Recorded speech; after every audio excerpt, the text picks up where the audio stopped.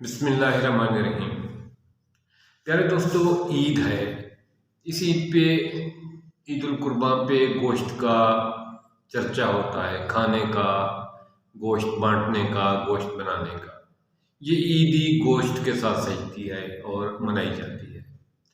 تو اس عید پہ لوگ گوشت کھاتے ہیں۔ بہت سارے لوگوں نے یہ پوچھا ہے کہ ہم گوشت کھاتے ہیں، ہضم نہیں ہوتا۔ میں ان لوگوں کی بات کر رہا ہوں جو تندرست ہیں، ان کو کوئی پرابلم نہیں، لیکن وہ کہتے ہیں کہ گوشت کے کیسے گوشت کھائیں، کس طرح جو ہے نا صحیح طریقے سے ہضم ہو، کس طریقے سے جو ہے نا ہمیں وہ گوشت نقصان نہ دے۔ تو گوشت کو صحیح طریقے سے ہضم کرنے کا، صحیح طریقے سے کھانے کا جو طریقہ ہے اس پہ آج ڈسکس کرتے ہیں۔ پہلی بات تو یہ ہے کہ حیوانی چربی کوشش کریں آپ کے گوشت میں شامل نہیں ہونی چاہیے۔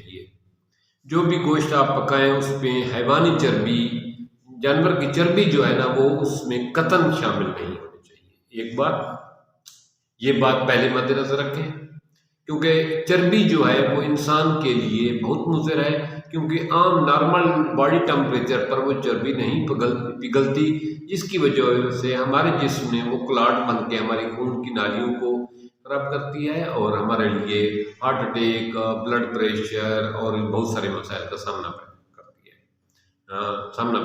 اپنا پیش خیمہ ہوتی ہے۔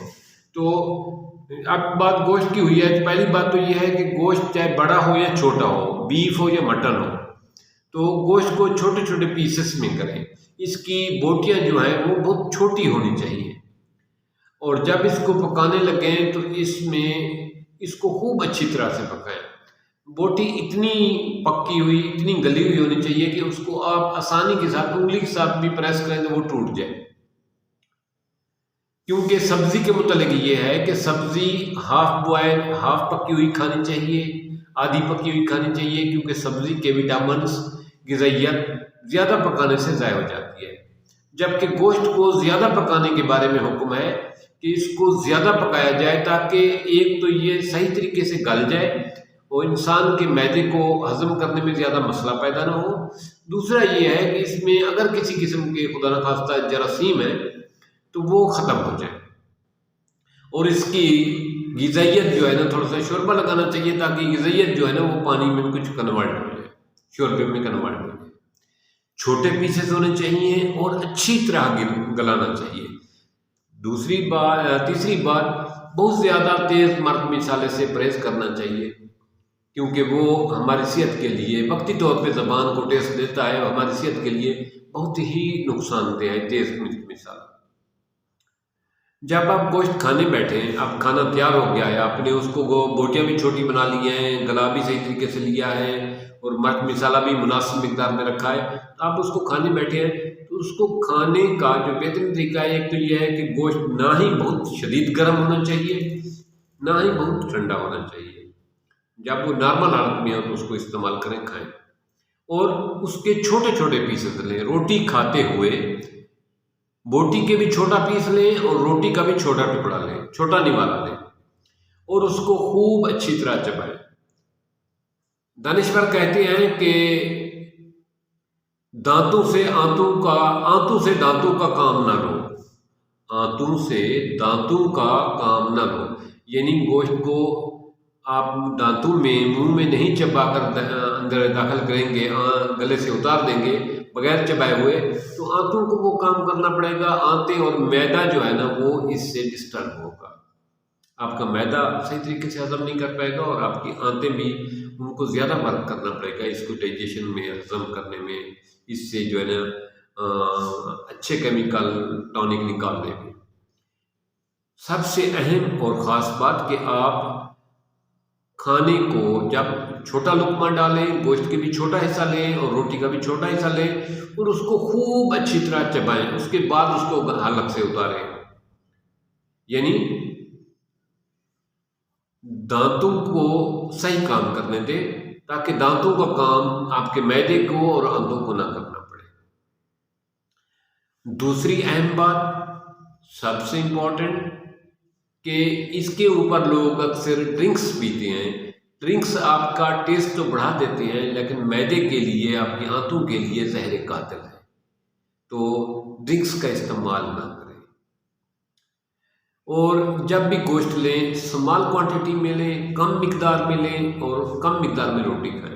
चाहे आप दिन में 4 दफ़ा वो खा लें, कोई मसला नहीं है, लेकिन एक ही टाइम में आपकी क्वांटिटी कम होनी चाहिए, क्योंकि आपके गोश्त खाने पे इतराज़ नहीं, आपका मैदा जो है ना वो आपको गोश्त खाने से नहीं रोक रहा, वो क्वांटिटी और क्वालिटी की बात कर रहा है कि कम क्वांटिटी इस्तेमाल करें और अच्छी क्वालिटी, यानी गला हुआ सही तरीके से हो, सही तरीके से पका हुआ हो वो गोश्त, और उसमें चर्बी कतन नहीं होनी चाहिए। अच्छा, एक और बात,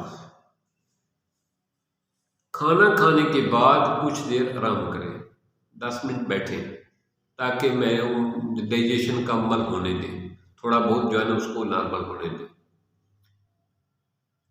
एक इम्पॉर्टेंट जो बात है, खाने में हमेशा सलाद साथ इस्तेमाल करें। जब भी आप गोश्त खा रहे हैं सलाद ज़रूर इस्तेमाल करें साथ।